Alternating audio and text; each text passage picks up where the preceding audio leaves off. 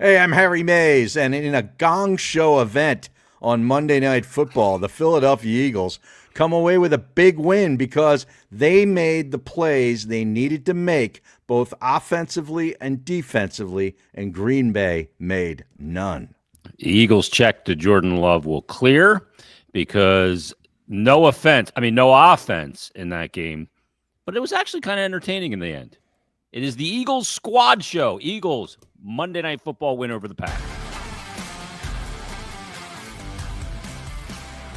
You are Locked On Eagles Postcast, part of Locked On Sports Philadelphia, on the Locked On Podcast Network.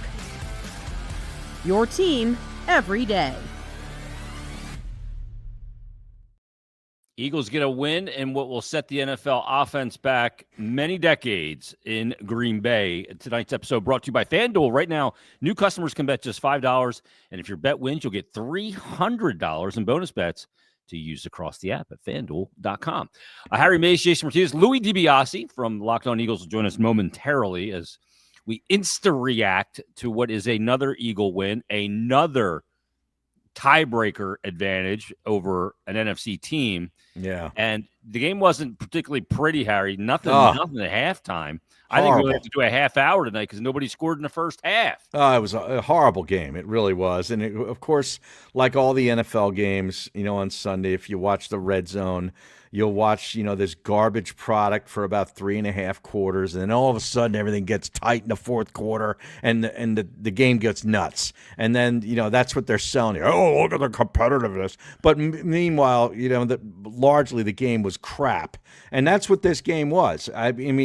I appreciate defensive football, believe me. But I thought half of this stuff in the first half was offensive ineptness more so than great defense. I know. Really? Yeah, I did. This quarterback for Green Bay is he's a dunce. Yeah. I know he's dealing with a short deck of wide receivers because they got a lot of injuries, but there were plays to be made out there, and he did not make them. And the Eagles, decisions. The Eagles defense was really good tonight. Don't get me wrong, but I'll tell you, this Jordan Love, I don't understand what they see in him.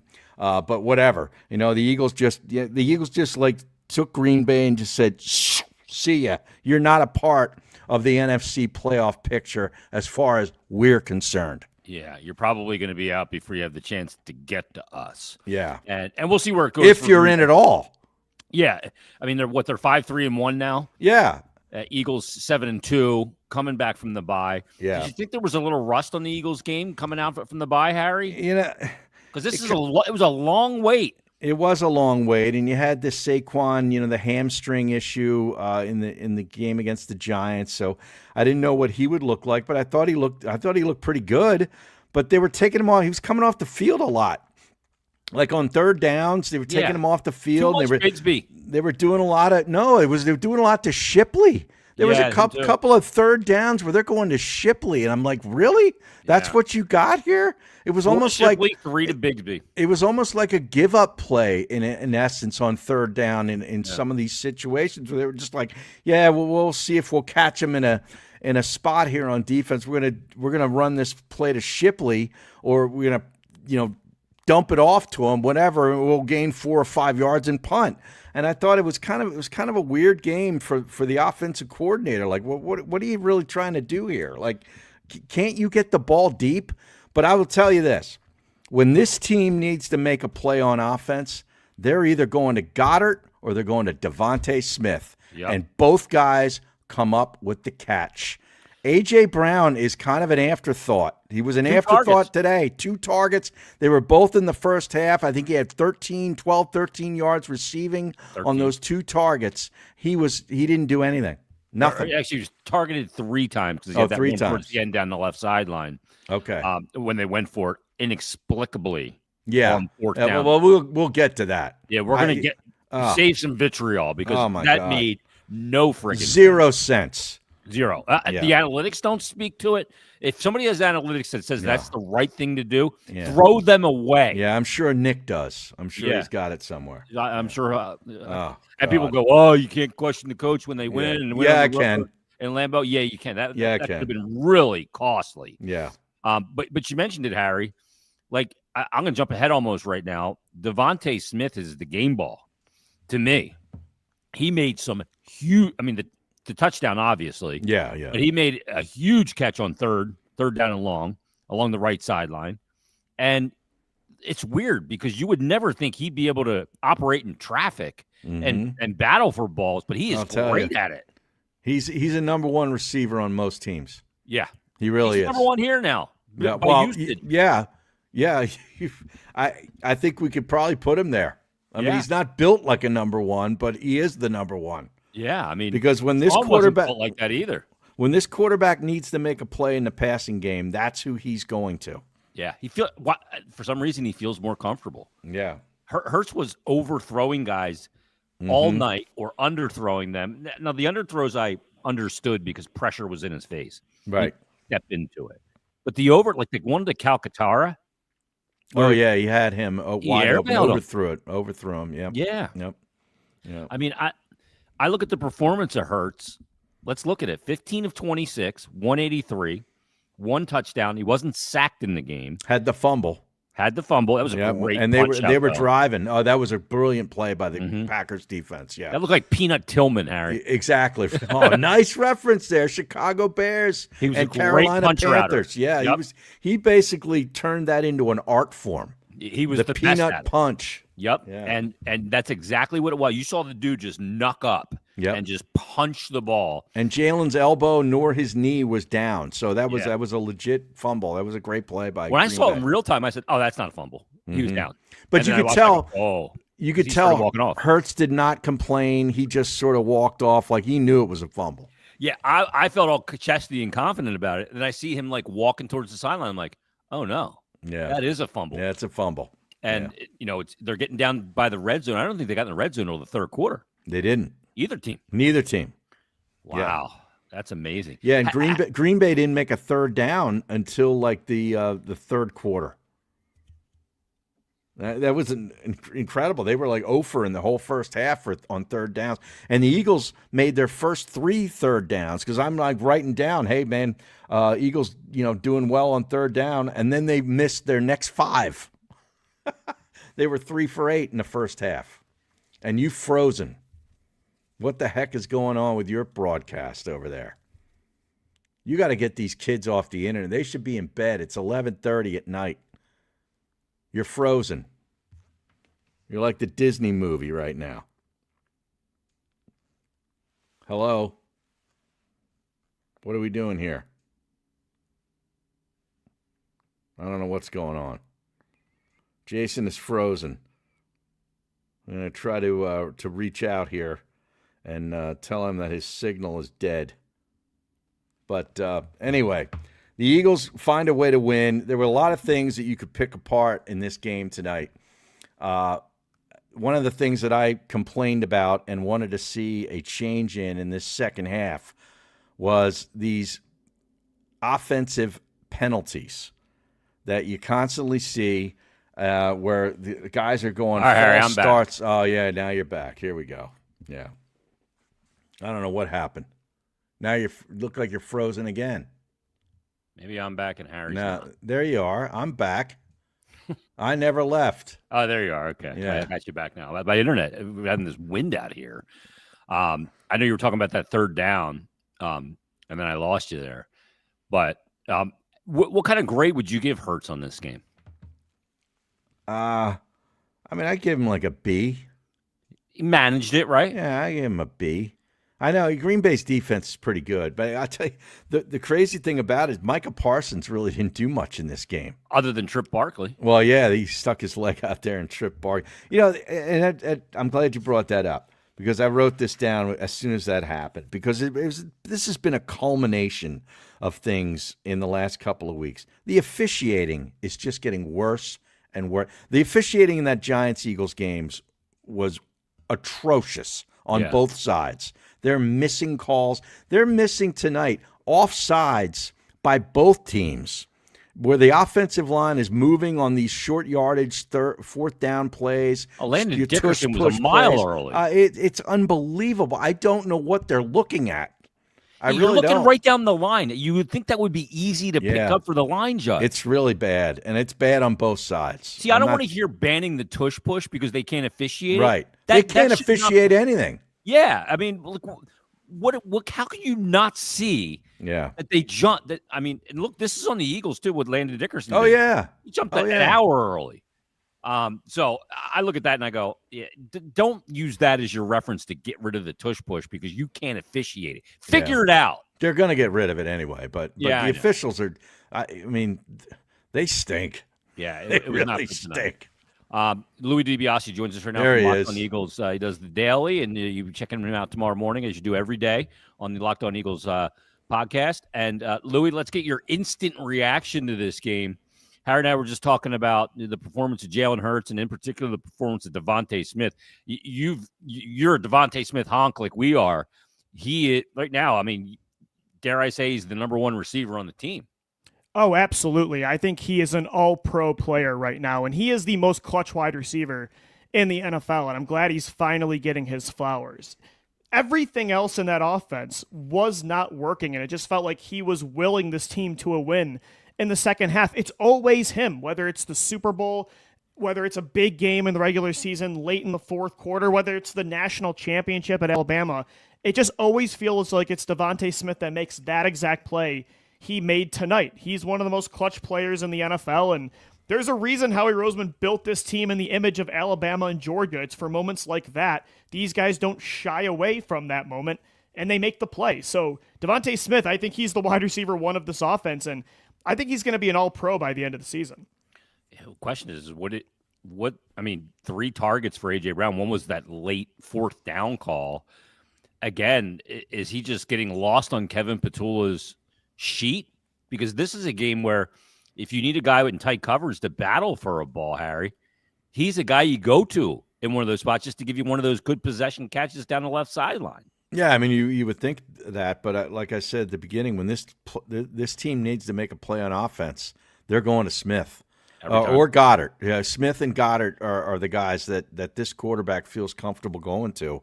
For some reason, and Devonte Smith, man, you throw the ball anywhere in his zip code, he's going to come down with the ball. Yeah. So, which is unbelievable. I mean, this guy is 180 pounds wet, right? Yeah. And he's one of the best contested catch receivers in the NFL. Like his body control, the way he just doesn't move off his spot at the catch point for somebody that big or not that big is so rare. I mean, that catch is unbelievable. Like, that wasn't a great throw by Jalen Hurts. I thought it was underthrown. Underthrown. Yep. It's very similar to the catch against touchdown. Kansas City. It's very Mm-hmm. similar to the catch he had against Kansas City to win that game, game, too. Up and over the helmet of the trailing coverage. He's got to go get it. I mean, that was an unbelievable play. And if I'm A.J. Brown, though, I do think he has every right to be frustrated. This is the exact kind of game you get involved your 6'3", 6'4" wide receiver that can make plays contested when there is no space at all in this matchup against 2 elite defenses. For him to only get 3 targets and 2 of them were in the first quarter and one of them was that prayer on 4th and 10, it's inexcusable. And if I was AJ, I hope he doesn't post some cryptic thing on Instagram again. But I think I won't be mad at all. I think he has every right to be. I mean, Kevin Petullo, the coaching staff in general, should have lost you this football game, but they tried. They did. It was the clutch performance of the players and the general manager's acquisitions last week that ended up being the difference. Yeah, how about Jalen Phillips? How about the debut he had for the Eagles? What a trade. He was great from start to finish. He made the game-winning play on 4th and 1. I mean, he was so good against the run today, which, his strength is the pass rush, but he shut down Josh Jacobs every time they came his way. Yeah. And look, Jacobs looked good on that one drive in particular where he ends up bowling into the end zone, and then he has the fumble later. But Phillips came in and played well. Brandon Graham didn't see a ton of time. Harry, what was your thoughts on the return of BG? Was this year 16 or 17 for him? Yeah.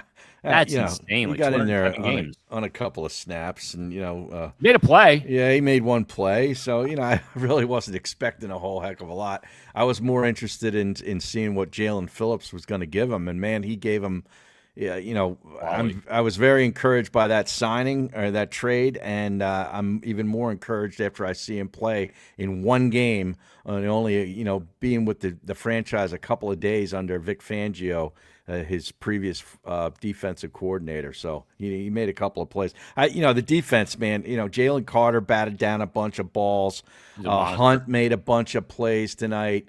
Quinyon did. They were all over the place. Quinyon was really unbelievable. Yeah, I mean, that defense looked like the 2024 unit from top to bottom. This year, the defense has been good, but the front seven hasn't been that dominant all year long, where they were winning with four guys. Nakobe Dean's blitzes really helped them, especially on that last drive in the first half, but they didn't need to blitz today. I mean, Jalen Phillips played the entire game, and they were getting there. So that trade could really be the difference this year from them being a team that gets to the second round of the NFC Championship versus back to the Super Bowl and potentially winning it.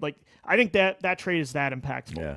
I'll tell you that this Love kid, he gets very skittish under pressure, man. That's why I don't take the Packers seriously. No, I don't either. That happens all the time. I don't at all. Yeah, watching him handle that game in the fourth quarter made me not fear that team at all. Right. No. Because even at home. Think Harry about called that. it a gong show right away. Yeah. He's at home. He's got the crowd on his side. Just think about it. I mean, they've played Green Bay in 3 very close games now in the last 2 years. And every single time in the fourth quarter, it feels like Jalen Hurts makes, even when Jalen hasn't been great for 3.5 quarters, he ends up making the play, and it feels like Jordan Love always makes the mistake. And that's happened now, it feels like 3 games in a row. It's why I think Green Bay, of all those top teams in the NFC, I still would put Detroit ahead of them and LA and maybe even Tampa Bay, because like Jason said, Love does this a lot. I mean, he did this against Carolina last week, against Cleveland earlier in the year. They have so much talent, but this is just kind of who they are. So Nakobe Dean and Nolan Smith back. What'd you think of their performances, Harry? I thought Nakobe Dean made some plays. Oh yeah, he made a lot. He opened made a lot it up of plays. A little bit. Yeah, Nolan Smith made his presence felt. I mean, had the sack. I think this defense. This was a really good night tonight. Now I know Green Bay. We got to say they were undermanned at wide receiver. I mean, you're missing Jaden Reed. You're missing Matthew Golden, their big speedy first round draft pick. Dubs got hurt late in the game with a chest injury. Tucker Kraft is gone for the year. So they were severely depleted, don't get me wrong. But this defense, they were like, screw that. I don't care. We're coming after you, and we're going to pressure Jordan Love into making a lot of mistakes, and he did. Yeah, he complied, that's for sure. I thought, even when Dean wasn't, he just seemed like he was just buzzing out there. He was always around it. And that buzzing's a good hockey term, Louie. It is. Yeah. He loves the buzz. The boys get buzzing. They're up on their The boys skate. are buzzing. Yeah. No, but he was. Check. I do think Nakobe Dean has that starting job over Jahad Campbell right now. I think Campbell will play in a lot of obvious passing situations, but Nakobe right now, I don't think he's the better player. I think Campbell is still somebody I'd rather play the rest of the year, but he's the more sure-handed tackler. He's the better player against the run.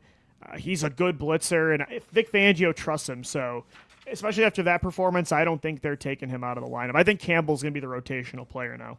I think the biggest thing about this game is that the defense did what they did on the road like that, and we know how stingy they can be when they're playing like that. And there wasn't a lot of offense from either side, but this was just a battle of defenses. It became a battle of will. And that portends well for the playoffs to me. Yeah. And weather. It was a rock fight. Nobody could score. Yeah. Yeah. That was the first 0-0 first half on Monday Night Football since in general in 2 years, and on Monday Night Football since 2009. 2009. Yeah, the Browns and the Ravens. Unbelievable. Yep. But that's the Ray Lewis Ravens at that time, right? I don't even know. I think he might have been gone. He might have been gone already? He was gone out of there. That just goes to show you, though. Yeah. This team can win in any way. Yeah. They won in spite of a lot of things today, but that's their identity, Louie. 100%. Yeah. You know what I mean? Yeah. We always want to talk about their offensive identity, whether they're a run team or they a passing team, whatever. Their identity is whatever it takes to win. That's what they do. It's pretty cool. Aikman can't get enough of Jalen Hurts. He loves him some Jalen Hurts, and rightfully so. But Aikman's a bit. You never think of Aikman as a throwback, but he is a little bit of a throwback in the way he sees the game and calls the game. And I thought it was interesting. Before we get to our first time out, I want to get your thoughts on this because Aikman and Buck brought up their meeting with Jalen Hurts about A.J. Brown and said something like he's a really good player and he's here, and he left it at that. Yeah. I thought that was a little strange. And then Buck referenced the one-on-one conversation that Aikman had with him, but didn't give us any details. I think in what he omitted and what he said is really interesting to me. It really it popped out. He's a really good player, and he's here. Yeah. But he just kind of hard stopped there. So what does that mean? Like, since the trade deadline came and went, he's still here? Yeah, he's still here, and he's a part of this. Yeah. But don't look for any special dispensation because there's no love lost between the two. I think he's gone after this year. Yeah, so do I. Yeah. I think this is it. Yeah. So do I. But even if you don't like the guy, if he's open, throw him the freaking football. And Jalen did miss him over the middle on that one play where he ran. He missed him a couple times. But again, it's not even on Jalen, though. For Kevin Patullo to never have A.J. Brown as like the primary target of it just feels like no play they call is meant to, maybe it's not going to go to A.J. Brown every time, but it doesn't feel like any of these plays are designed specifically for to him. Get number 11 the football. It feels and like that's what I would do going into a game. I would want to get him especially again in a cold environment in Lambeau Field. And an elite defense is giving you nothing. This is the kind of game you need that kind of wide receiver. And I know Devonte Smith was the hero of the game for the offense, and he should be considered the better player right now, at least for this year. But to not have Brown a part of this game plan at all is a crime, especially with the way this was going as the game went on. Kevin Patullo, I thought, kind of turned back into a pumpkin today. I mean, he abandoned the under center play action looks, some weird play calling on second and third down. Yeah, he got conservative again a lot of times, force feeding the ball to Will Shipley in the first half. I thought what was up with that? It was just on all three levels of the coaching staff. I thought this was a really bad performance by the coordinators and by off a bye week. Off a bye week, too. And normally they're great with a lot of time, right? I mean, it didn't feel like they were well prepared. The thing that's inexcusable for me is that you see how the game's going at halftime, and you still don't come out with a wrinkle to get him involved. Like, that's the thing. You got to adjust it. I just don't understand it. It feels like malpractice. It's almost like they're intentionally avoiding him now at this point. You would think. I mean, 2 targets if we're saying until that, the how does he quarter? feel? Yeah. And it's not like the Packers have some elite Sauce Gardner, Quinyon Mitchell level corner. I mean, how do you not, especially again, it's not like anybody else is wide open. Just throw it up to him. I mean, let him battle. 8 or 9 times out of 10, he's going to win that battle. I don't get it. Yeah, I don't either. Let's take our first time out. We'll come back with more as the Eagles beat the Packers on Monday Night Football. This is the Locked On Eagles Squad Show.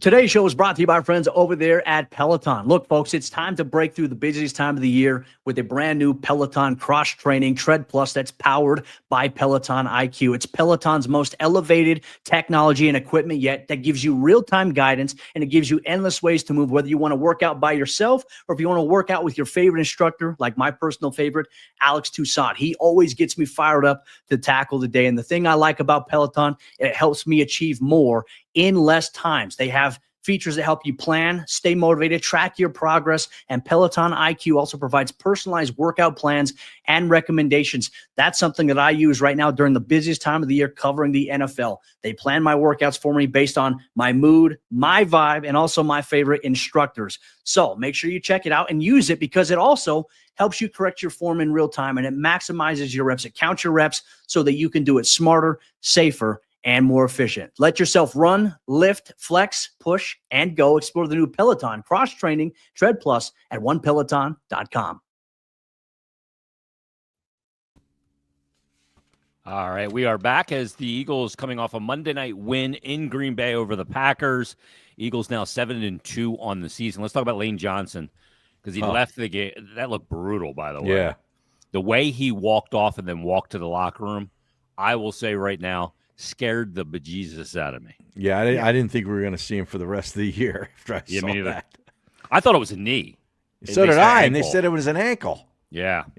There's been a couple times this year where I think to myself, Howie Roseman, the number one priority this offseason is finding Lane Johnson's replacement, because Yeah. every time he goes down like this, we can't feel like the team's going to completely fall apart, but that is what you feel when he goes down. Like outside of Jalen Hurts, is there a player you feel like if he leaves the lineup, things change more drastically than Lane Johnson? Honestly, I think that about Quinyon Mitchell on the other side of the ball a little bit too, when he went down early on in the game, because I do not want a Dory Jackson and Keely Ringo out there at the same time, but it's Lane Johnson, and I really do think they need to invest a massive asset in the right tackle position this offseason.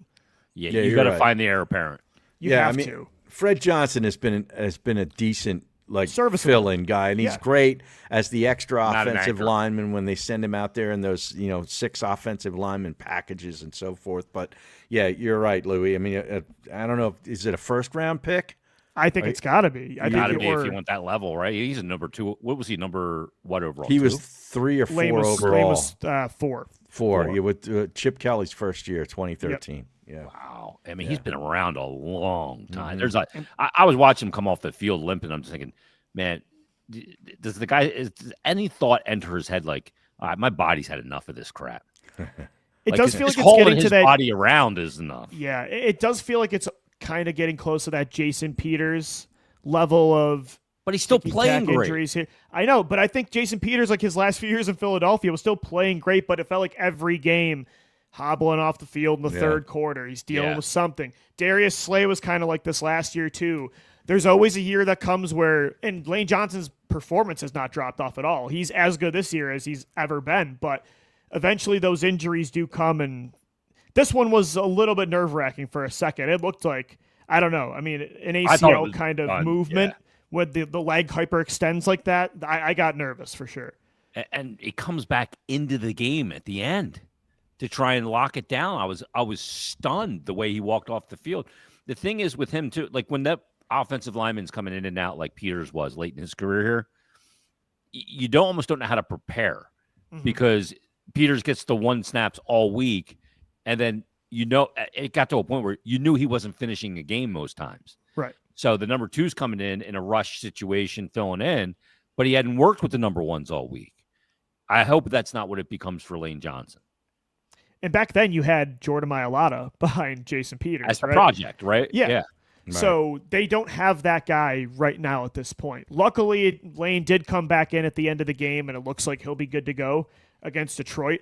But yeah, I mean, like you talk about like Jenga pieces of this roster, you take that piece away and everything crumbles. Outside of Jalen, Lane Johnson is the number 2 guy. Like you need him out there, especially in a game like this where you got Micah Parsons on one side, Rashawn Gary on the other. When teams have 2 elite pass rushers, right tackle is just as important as left tackle. Well, Howie, go find another 7th-round pick that never played football to replace Lane Johnson the way you did Mailata. Right. Well, he took like 5 of them this past draft, so maybe one of those guys pans out. Yeah, but I got to tell you, all this buzz about Micah Parsons, he didn't do much in that game tonight. He was underwhelming. Nothing. The Eagles kind of shut him down every time they. Yeah. Jeff Stoutland has Micah Parsons' number. Yeah. Eagles are a 1.5-point favorite against the Detroit Lions next week at home. I'm a little shocked by that. At home. Yeah, I thought that'd be 4.5. That's telling you something, huh, Harry? Yeah, it is. Harry's taking that. Yeah, it is. He already hammered it. Yeah. We'll see how much it changes, but that seems awfully low to me. Yeah, exactly. Why only 1.5? Yeah. Now, one of the things that bothered me, and we talked about this on the squad show a week or so ago when we were coming back, during the bye, saying, what do you want to see change in the second half? And I focused on the pre-snap penalties that seem to constantly occur with this Philadelphia Eagles offense. And tonight we had a bunch of them. We had pre-snap penalties. We had penalties on, that Toth had a big holding penalty that called back a big run by Saquon. Your boy Ringo had a big holding penalty on a freaking punt, and it changed the field position by 25 yards. Yeah. Mailata is going, jumping off sides, false starts, this, that, and the third. And it's like those are the kind of things that I want to see this team really tighten up in the second half before the playoffs. And those are the kind of things that Nick Sirianni is supposed to be elite at, right? Is teaching the small details. Like if he's not going to call plays, those are the kinds of things that he needs to focus on for this football team. And like you mentioned earlier, especially with a bye week, you have all this time to prepare. For them to be that sloppy from the first quarter to the fourth is just inexcusable. Again, the reason they won this game was because of the GM and the players. The reason they probably should have lost this game is because of the coaches. Yeah. Because of those penalties, a lot of self-inflicted wounds. And I don't know if we've talked about it yet or if you guys did before I hopped on, but what the hell was that decision on 4th and 10? Fourth down. Oh, yeah. Oh, yeah. We tabled it until you got here. Like, if you're going to go for the win, why not throw on 1st and 2nd down? They were running out the clock, killing timeouts. Then you punt it, right? But then to go for the kill on 4th and 10, just an insane, one of the worst called decisions by a coach I've ever seen. Yeah, really straight. And he was conservative earlier in the game too. Like that's what doesn't make any sense. Yeah. Nothing makes logical, like in sequence sense at all. To me, it was like he was trying to fit square pegs in round hole all night. Yeah. To me, like Patullo too, both of them. Yeah, yeah. And well, he's a direct descendant of Patullo. How Sirianni goes, Patullo goes at this point. I don't know who's doing what, but that 4th down call, I mean, to shorten the field to that extent, to get a game-tying field goal was what I mean. That was Doug Peterson at his most idiotic. Before that's like Doug Peterson week 3 in 2020 against the Bengals punting just to get the tie. I mean, yeah. I mean, what? Yeah. That's the last time I just could not. I was so bewildered by a coach's decision. I could not believe that sequence. Harry and I were watching it here before we went live, and we're like, "What the hell are they doing? What is he doing?" So, Harry, I want to throw it to you. Play devil's advocate. What's the reason for going for that? I don't think you can play this devil's advocate. No, I can. I mean, I really can't. I just, I mean, you get it, you win, right? So I guess that's the logic. Okay, but I mean, you haven't moved the ball all night. The team only needed a field goal. Right. And my counter would be to what we were going for the kill. Why didn't you go for the kill on first down or second down or third? Yeah. You were playing as if you were in the Super Bowl. Killing timeouts to punt. So why on 4th and 10 did you switch up? Yeah. I thought they were going out there just to try to get him off sides. I could not believe that ball was snapped. When they snapped, and then the play call too was ridiculous. Yeah, just a go ball.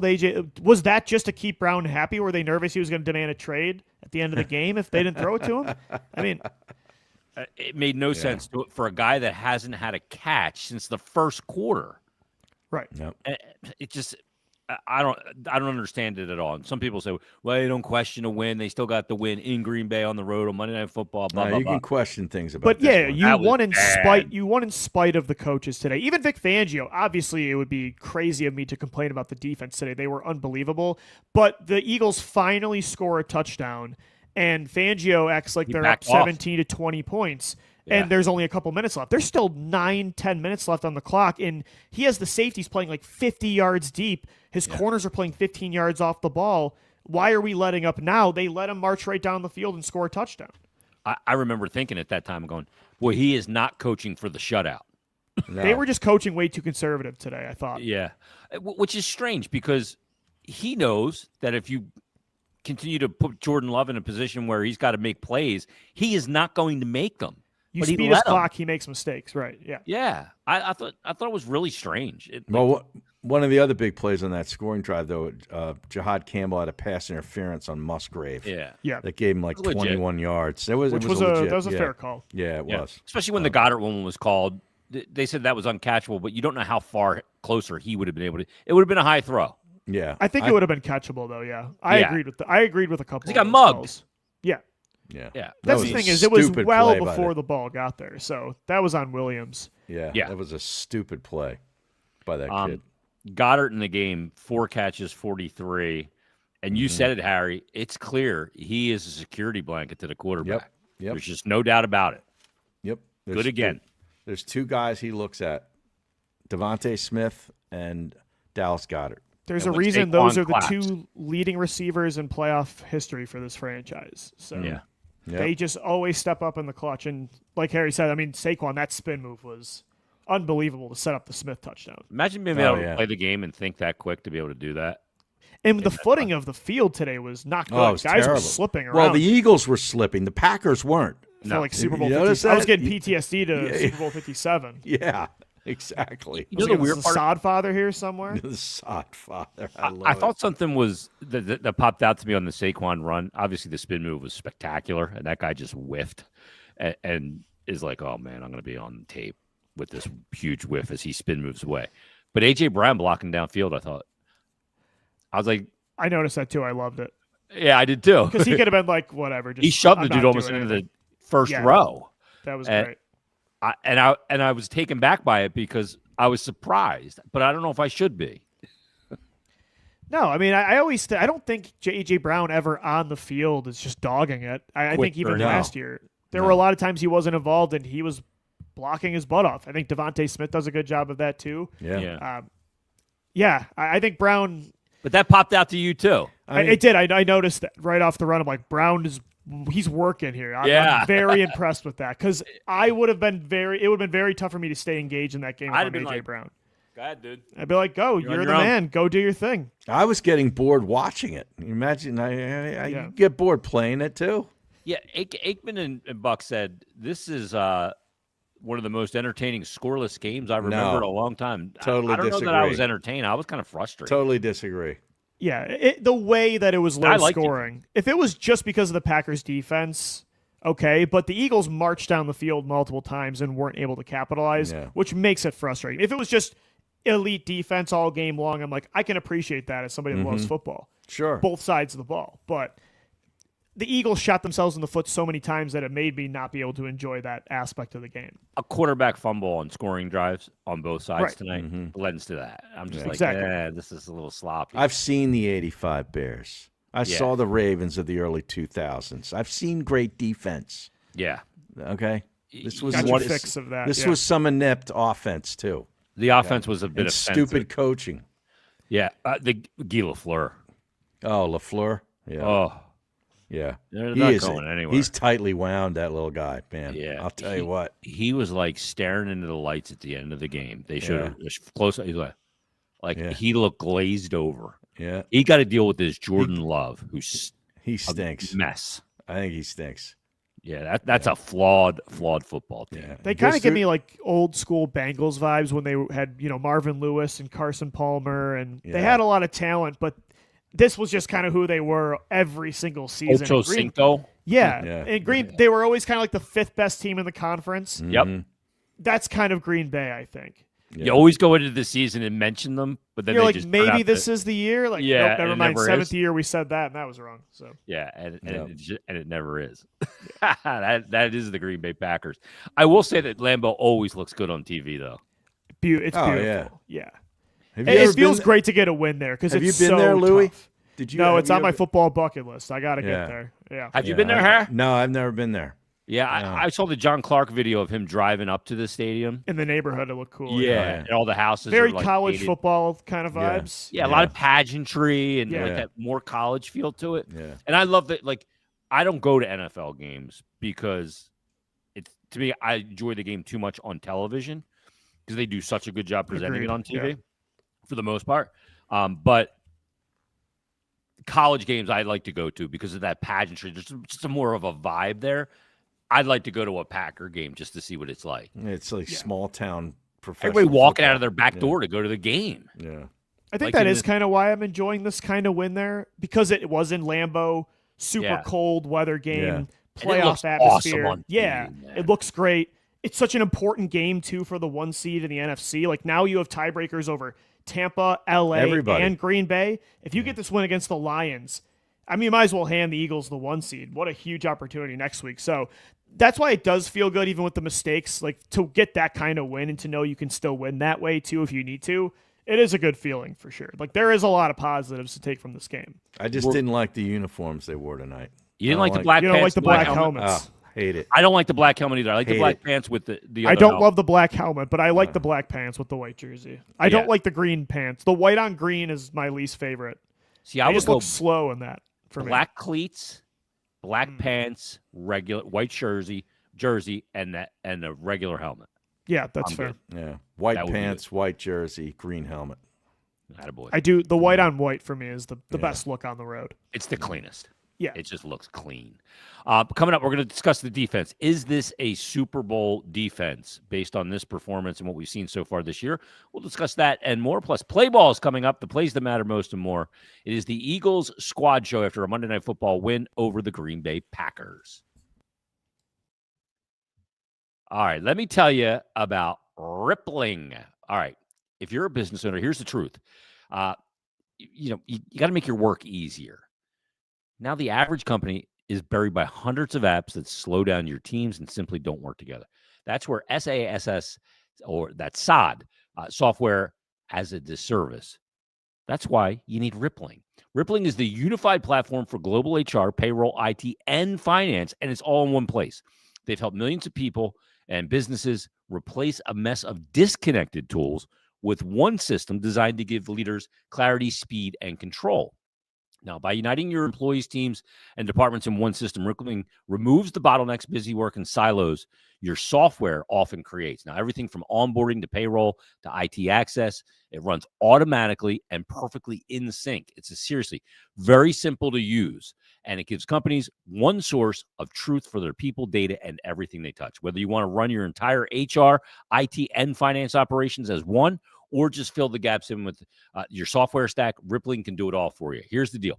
Right now, you can get 6 months free when you go to rippling.com/lockedonnfl. That's rippling.com/lockedonnfl. That's rippling.com/lockedonnfl for 6 months free. Terms and conditions do apply. All right. Defense. Offense wins games. Defense wins championships. Defense won the game last night. But have you seen enough, Louie, where you go with the additions and the play I'm not just talking about the trade additions of Phillips, but also the return of Nagobi Dean, et al., Nolan Smith. Is this now a championship level defense, at least in what we've seen so far, and pretend to see the rest of the season? Yeah, I think it is. And they were the number one ranked defense last year when they were the youngest in football. Now you add Jalen Phillips, who, listen to these numbers from tonight: 8 pressures, 5 defensive stops, a 19.4 pressure rate, which led the team, a fumble recovery, in the game-winning 4th and 1 stop. Jalix Hunt got a sack today. Nolan Smith got a sack. Moro Ijoma, I think, is better this year than Milton Williams was last year. Jalen Carter had a couple big-time pass breakups. You look at how good Quinyon Mitchell was, too, and the linebacker depth they have. Yeah, I mean, the only question mark they really have still is that CB3 spot, but I think Adoree Jackson played well enough today to feel like he can be okay moving forward. But yeah, I do think this defense, bringing in Jalen Phillips and getting all these guys back from injury, I think it's enough. I mean, this very similar personnel last year wrecked the Chiefs in a Super Bowl, so it would be crazy for me to believe that they can't be that team again. Yeah, they held this team tonight to 3.8 yards per play. That is anemic in NFL standards, okay? Right. And I know they were undermanned, at wide receiver. I get all that. But still, I mean, they went in on the road and held a team to under 4 yards per play. That's really, really good. With a couple of new guys, I think this is Jalen Phillips. I'm really excited about that.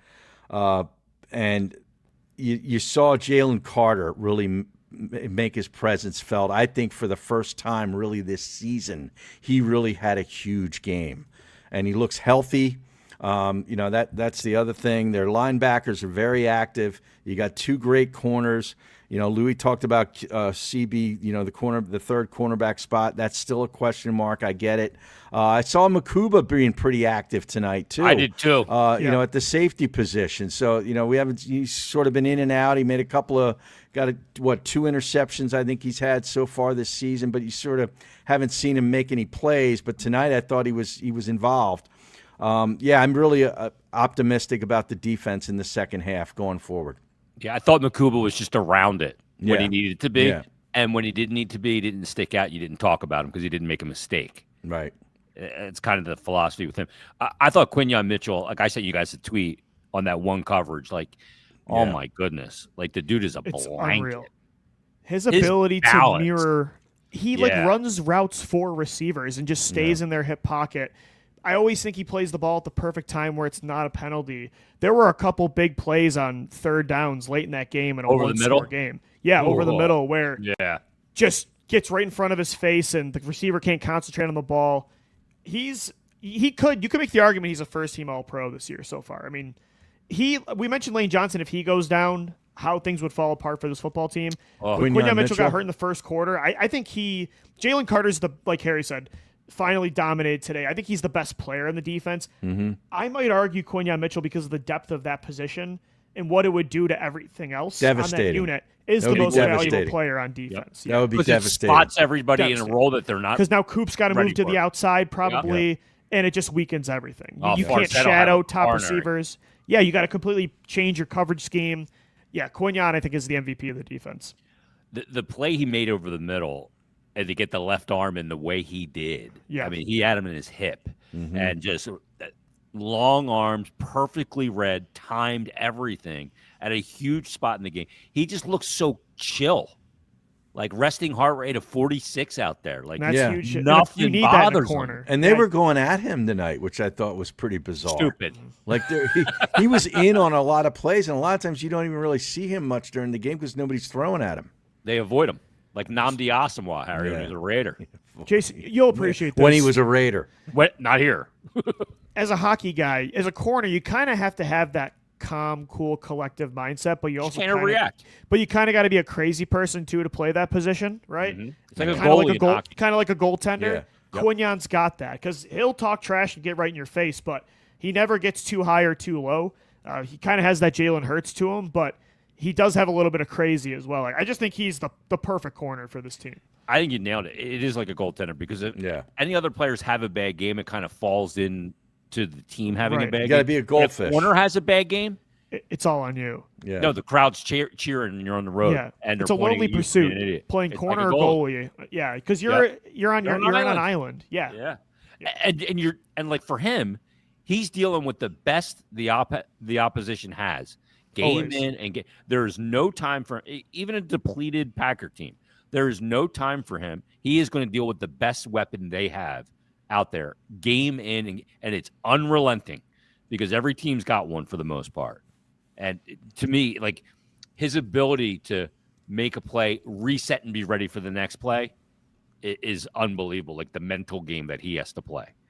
If he can start catching the football and making interceptions, he could be the best cornerback in football. Yeah, I think it's just read on the plays is just so elite. Like the anticipation's perfect. And it's not easy to play in a Vic Fangio defense. Like there's a lot of corners that have come in and they've struggled with it, right? Because it's not just see the guy, cover him. It's a lot of anticipation, reading passing lanes, and Quinyon has that. Well, the other thing, too, you add Phillips, now you have Dean back, and you have Nolan Smith. How much of those guys up front and like Brandon Graham, add him in there. Yeah. And those guys up front playing the way they did with Jalen Carter, too.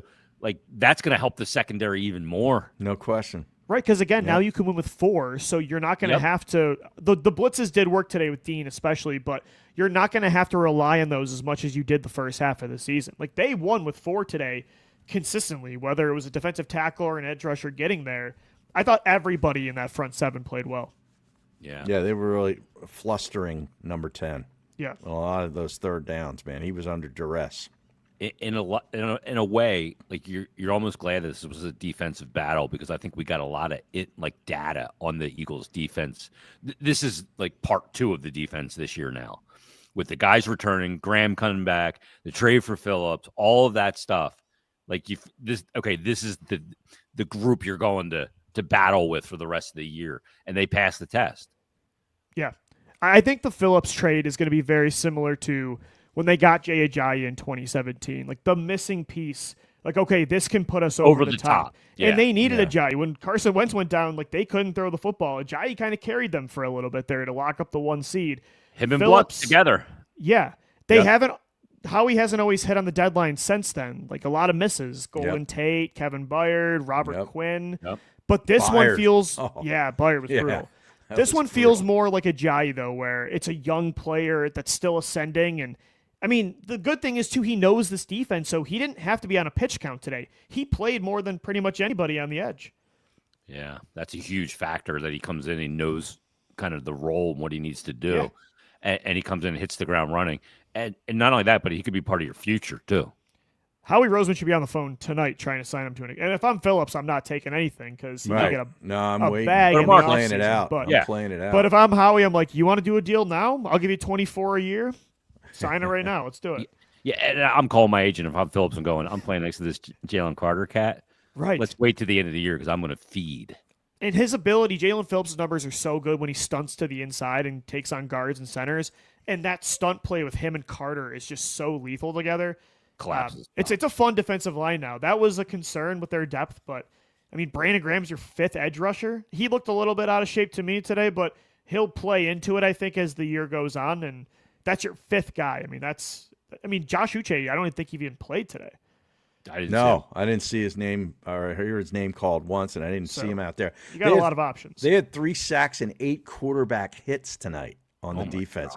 Ajomo had 2 quarterback hits. Nolan Smith with 2.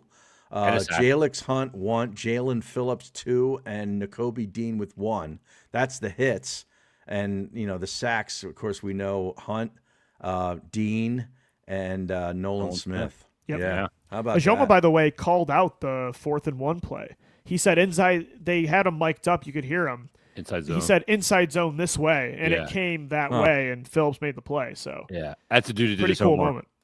Saw it on tape, everything on tape, and got after it. The thing too is being able to get into the backfield without having to blitz, and like you're going to get Goff this week, right? Yep. And you got to be able to get pressure. That's a very lethal passing game they've got. They looked great. I know it was Washington. Gibbs is one of the best players in the NFL. He might be the best running back in football right now. Yeah. Let's take our last time out. We'll come back with Harry and Louie's plays that matter most, and we'll hand out some game balls as well. After the Eagles get a Monday Night Football win over the Green Bay Packers, they move to 7-2. They own tiebreakers over everybody and their cousins at this point in the season, through 9 games and back from the bye. We're back after this on the Locked On Eagles Squad Show.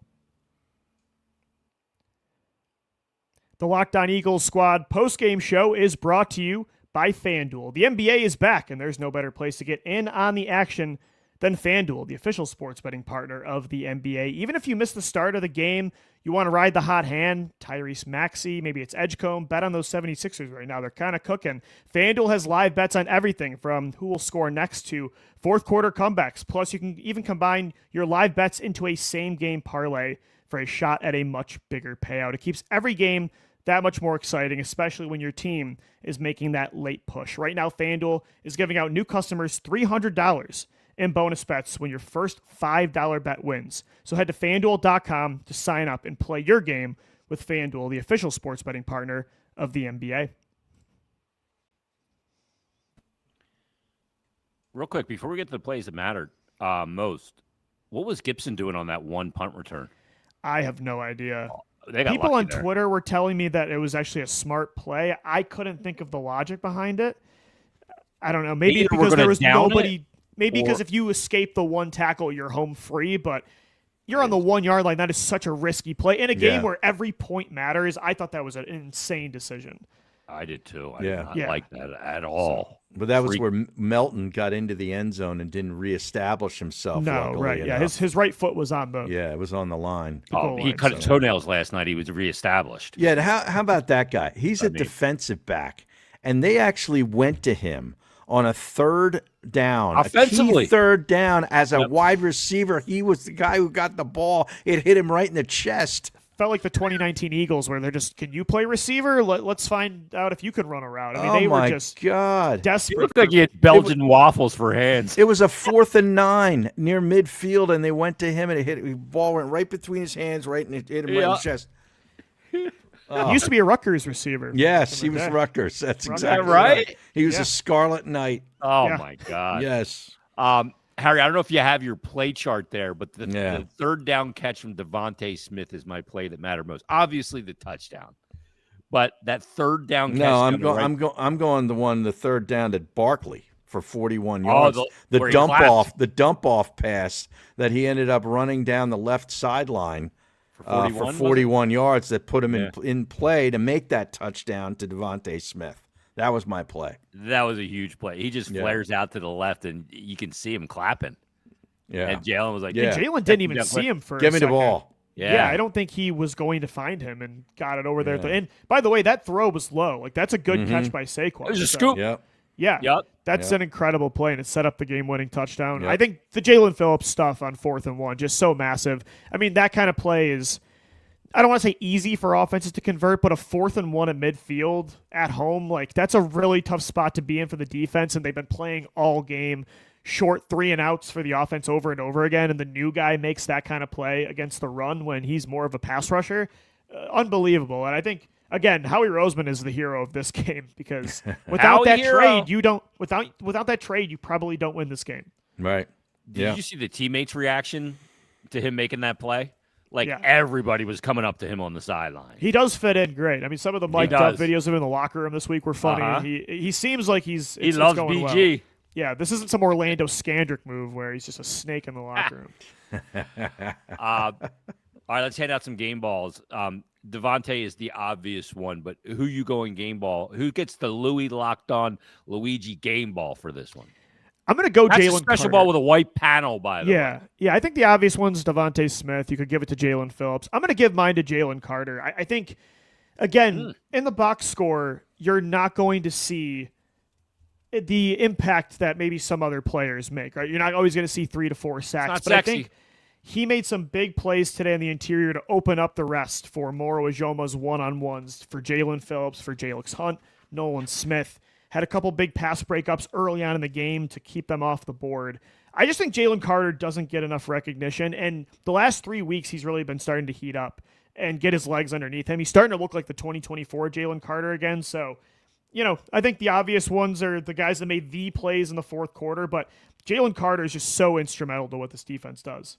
We talked about it, that the bye week, him missing some time with the heel and the shoulder, he's going to be a beast in the second half of the season. He started it off tonight, gangbusters. For sure. Harry, is he getting your game ball as well? Because I know you're beating the Jalen Carter drum. Last year I was on a week-to-week basis. This year he is either not performed up to his capability or been hurt or been unavailable for games or he's spit on a due to some stupid decisions. So I mean, I'm a big fan of his, but I got to go Devonte Smith, man. I don't know, man.